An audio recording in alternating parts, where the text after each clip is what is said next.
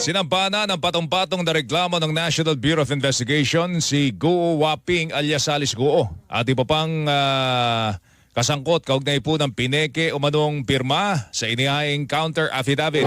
Kabilang sa mga inihaing kaso ay falsification by a notary public, use of falsified documents, perjury o pagsisinungaling at obstruction of justice.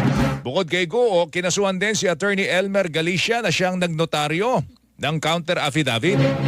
Damay din po sa kaso ay yung mga tauhan po ni Guo na sina Kat Salazar na umano'y body double ng dating alkalde at isa pang staff na si Geraldine Pepito.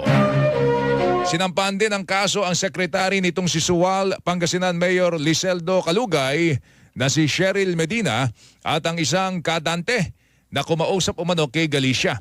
Nagain na rin ang DOJ at NBI ng disbarment case laban naman kay Attorney Galicia. To our fellow lawyers that we should